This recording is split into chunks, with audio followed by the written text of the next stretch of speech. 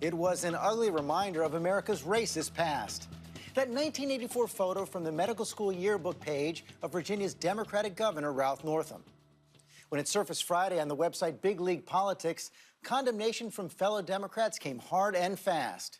Northam acknowledged the photo and apologized twice, saying it does not represent the person I am today. But by Friday night, his fate seemed sealed, resignation inevitable. Then came that dramatic about-face on Saturday. At a packed press conference in Richmond, Northam disavowed the yearbook photo. When I was confronted with the images yesterday, I was appalled that they appeared on my page, but I believe then and now that I am not either of the people in that photo. Okay. There is no way that I have ever been in a KKK uniform. I am not the person in that uniform, and I am not the person to the right. But there was that one time. That same year, I did participate in a dance contest in San Antonio, in which I darkened my face as part of a Michael Jackson costume. But there's a contrast between the blackface and someone standing there in a Ku Klux Klan outfit and me dressed up in a Michael Jackson costume for a dance contest. And again, they're both wrong, but I would hope people would see the contrast. And for a moment, Northam even seemed to contemplate a demonstration. You said that the competition in San Antonio was a dance competition? Yes. And it was that you danced the moonwalk? That's right. Are you still able to moonwalk? Inappropriate circumstances. My wife says inappropriate circumstances. Any support Northam had evaporated after that performance. Virginia's Democrats, led by Senators Mark Warner and Tim Kaine, all agree he has to go. But as we come on the air this morning, Northam is still governor. Our first guest this morning, the president of the NAACP, Derrick Johnson. Mr. Johnson, thank you for joining us this morning. You see any way the governor can survive this? I don't, George. You know, it's a scenario where maybe it wasn't him in blackface. Maybe he had no input on the yearbook format. Maybe he, just didn't consider it. But he's had a lot of time to respond at this juncture. So whether he was in the room, at the party, that photo was on his page.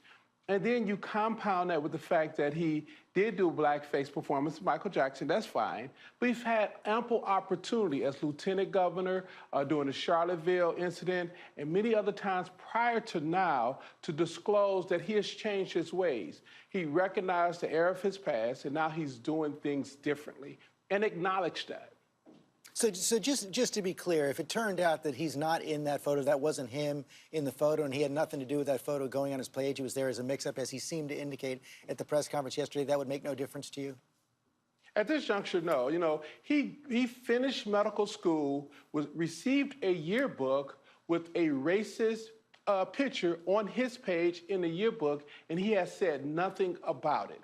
He acknowledged that was a part of something that was taking place during that period of time, and whether he actively participated or passively was present, he not one time up until this point acknowledged that this took place, objected to that behavior, or stated that, I had a different upbringing and I was a part of a Southern culture that embraced this racist, vile behavior, and I'm a changed man now, and as a result of that, I denounced that activity, I denounced my participation, and we're going to move forward with public policy to remedy some of these issues. So let's turn the clock back. As he was contemplating running for governor, as he was running for other offices, had he aired this himself, had he talked about it in the way you just said, you think that would have made a difference?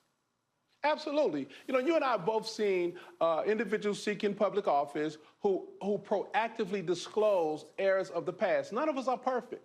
Many of us have had issues in the past.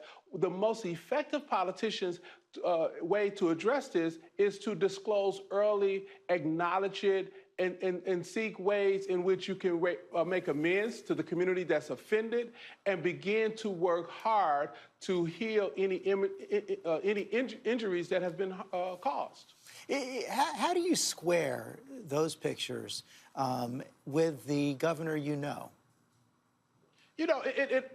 Living in Mississippi, I understand the schizophrenia of being a progressive-leaning public official living in a Southern culture that still embraced the Confederacy and all the remnants of the Confederacy. It's a tightrope.